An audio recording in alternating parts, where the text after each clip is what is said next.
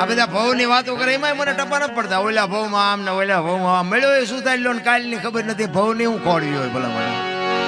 આ ભવમાં હું વાંધો શું ઘટે છે? હું આ કર્મમાં મને નથી ખબર પડતી.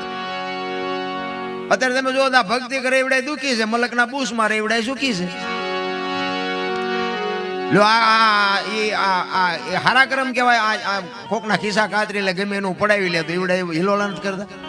દ આંગણા વેટ્યું હોય 40 લાખની ગાડી લઈને નીકળે, આપણે એમ થાય કે બૂસ માર્યો દીવડો એ છે આટલા હિલોળા ને. હવે આપણા માતાજીને ભગવાનના ગાણા ગાઈ ગઈ રાખી રહ્યા રાગડા તાણી તો મોટરસાયકલમાં ટાયર નાખવાનો વ્યાજ નથી. પણ કર્મે લખ્યા કિરદાર કોઈ દી સઠી ના સુકે નહીં. પછી હુનર કરો હજારી આખરે આડા ભરે. અખિલ બ્રહ્માંડના માલિક ને તમારું અને મારું જેને સર્જન કર્યું હોય, આખો વિશ્વ જેને બનાવ્યું હોય, એ કૃષ્ણ પરમાત્માને ખબર ન હોય કે આ બેસ તો ભીલ મન બાણ મારશે ને ખબર ન હોય. કરમ જો બાપુ એને ન છોડતું હોય તો બૂસ મારવા વાળાને શું, પણ તમને મને કોઈને નહીં છોડે.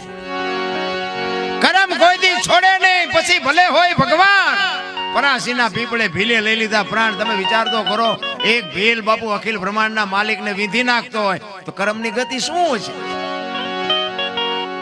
આપણે રામ રામ રામ કરી છે. સીતાજી રામને પરણ્યા, આખી જિંદગીમાં હારો દી નો ઉઈ ગયો, શું કર્મ છે? દ્રૌપદીના ચીર લૂંટાતા હતા, અહીંયા કોણ નહોતું? કાળના જડબા ઝાલીને ઉભા રાખે એવા પાંડવો હતા. દીકરીનો શું વાંક હતો? આખી જગતને ખબર છે. મારા રામ એનો શું કર્મ હતું? રામ જેવા રામને જો 14 વર્ષ વનમાં રખડવા જવું પડ્યું છે તો એનું શું કર્મ હશે? રામાયણ અને મહાભારત છે ને, બે મહાપુરુષોએ બનાવ્યા છે, પણ તમને મને રાહ બતાવવા માટેના ગ્રંથો છે. ભાઈઓ કેવા હોય, દીકરી કેવી હોય, પત્ની કેવી હોય, મા બાપ કેવા હોય, આ જોવું હોય તો રામાયણમાં ઉતરો. અને રળેલો ન ખાવું હોય મહાભારતમાં ઉતરો. અને તમે જો મહાભારતમાં કૃષ્ણ પરમાત્મા જેના પક્ષમાં હતા ને જીત્યા અને હસ્તિનાપુરની ગાદી લઈ લીધી ને બધું બરોબર, પણ હવાજ કેવો લાગ્યો?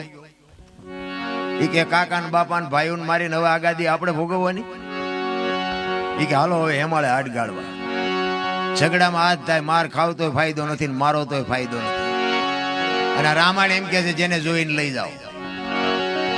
અખિલ બ્રહ્માંડ નો માલિક કૃષ્ણ રામ જેથી વનમાં ગયો, આમ હાલતો થયો ને ત્યારે લક્ષ્મણ એમ કે છે કે ભાઈ હું તમારા ભેગો આવું છું.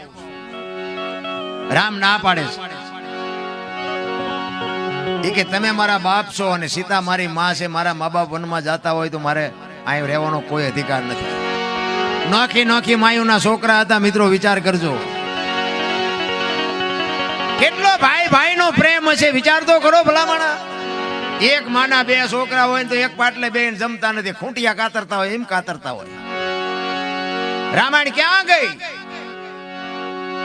અરે અયોધ્યાની ગાદી એટલે દશરથ તારો દરબાર, ઇન્દ્ર જેની આશા કરે તેથી ભાઈઓ વિનાનું ભેકાર કડવું લાગે કાગડા. રામચંદ્ર પરમાત્મા હાલતા થયા ને, લક્ષ્મણ કે છે મારે ગાદી નથી જોતી બાપુ. અયોધ્યાની ગાદી આવી હતી ને, રામ જેથી વનમાં ગયો તેથી બાકસના ખોખા ઘોડે રખડતી હતી બાપુ. ગાદીનો ધણી નહોતો કોઈ.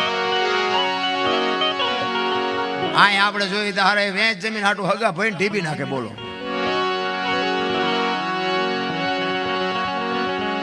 એક જાય ઉપર ને એક જાય જેલમાં, જમીન અહીંયા પડી હોય. એટલે સંતોએ કીધું કે ધરતી રાજા રામની આની કોઈની પૂરી કરી નહીં આશ. આની માથે કંઈક રાણા રમી ગયા ને કંઈક વિયાઈ ગયા નિરાશ.